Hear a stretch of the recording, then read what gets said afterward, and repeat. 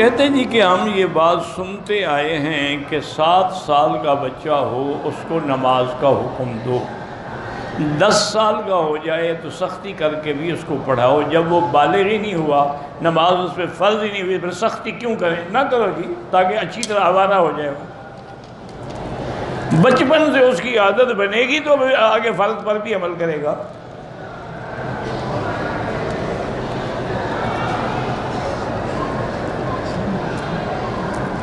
کہتے ہیں جی کہ ہم اپنے گھر کی بیٹھک میں بیٹھے ہوتے ہیں،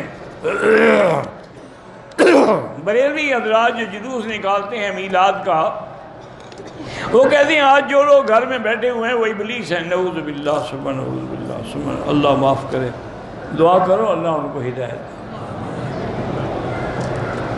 بس کیا کہہ سکتے ہیں، یہی کہ انا للہ و انا الیہ راجعون۔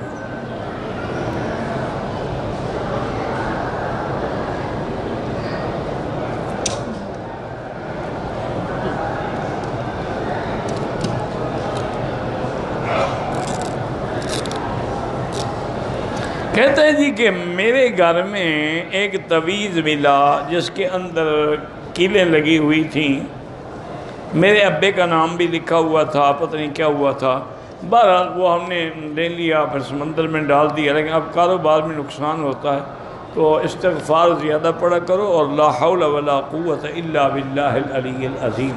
ایسے تعویذ تو نہیں ہوتے، یہ شیطان جادوگر جو ہیں ایسی حرکتیں وہ کرتے ہیں۔ وہ ایک بڑا مشہور واقعہ ہے نا کہ ایک شیعہ مناظر تھا، اس کے مقابلے پر ایک بریلوی مولوی کو لے آئے مناظرہ کرنے کے لیے۔ جب وہ آمنے سامنے ہوئے تو اس نے کہا مولوی صاحب آپ کیسے آ گئے مناظرے کے لیے؟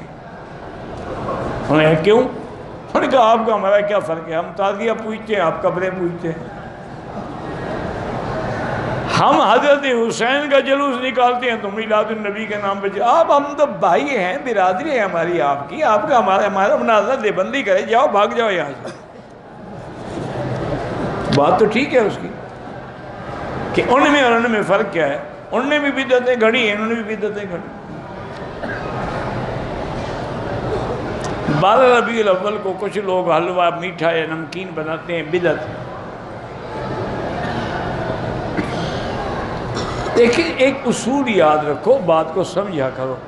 12 ربیع الاول کو پہلے تو یہ بات ہی صحیح نہیں ہے کہ حضور پیدا ہوئے۔ اب کمپیوٹر کا زمانہ ہے، کوئی آدمی جو کمپیوٹر کا ماہر ہو وہ بیٹھ جائے تو 2000 سال کی تاریخیں بھی نکال سکتا ہے۔ وہ نکالے بھی، آج سے 1400 سال پہلے 12 ربیع الاول کو سوموار کا دن بنتا ہے، وہ تو سوموار کا دن ہی نہیں ہے، حضور تو 9 ربیع الاول کو پیدا ہوئے ہیں۔ 12 ربیع الاول کو حضور کی وفات ہوئی ہے، وفات میں خوشیاں منا رہے ہیں۔ ایک ضد ہے، اس کا کیا علاج ہے؟ جلسہ رکھنا الگ بات ہے، میلاد بنانا اور جلوس نکالنا اور روضے کی شکل بنانا یہ الگ بات ہے۔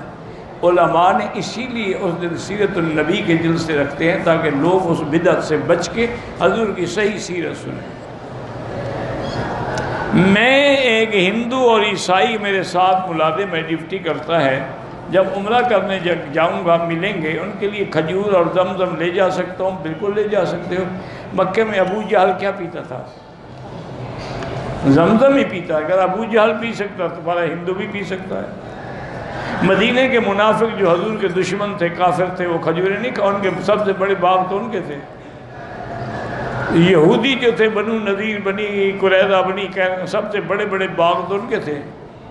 اللہ کے بندے کوئی مسئلہ نہیں ہے، لیکن تم دل میں نیت یہ کرو کہ اللہ اس زمزم کی برکت سے اس کو اسلام نصیب فرما۔ کہتے مسلمانوں کا اسلام اور دین سے دور ہو گئے ہیں، اب ٹی وی دیکھ کے، بہرحال اللہ ہدایت دے۔ غیبت کرنے والے کی دعا، غیبت کرنے والا کافر تو نہیں ہوتا نا مسلمان، دعا تو ابلیس کی بھی قبول ہو جاتی ہے، غیبت کرنے والے کا کیا معنی ہے؟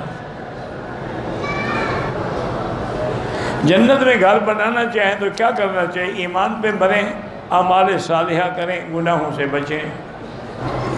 حضور پوری دنیا کے لیے نور ہدایت بن کے اترے ہیں۔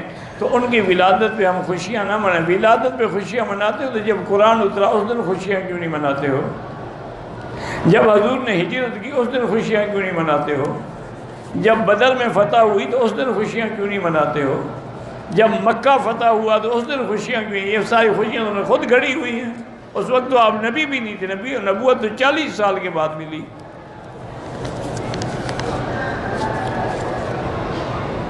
جو لوگ دودھ بیچتے ہیں وہ گائے یا بھینس میں انجیکشن لگاتے وہ ناجائز ہے. میری گھر والی رات کو نیند میں ڈر جاتی ہے تو کٹھے سویا کرے نا. نہیں ڈرے گی، اکیلی تو ڈرے گی. اِنَّا لِلَّهِ وَإِنَّا إِلَيْهِ رَاجِعُونَ.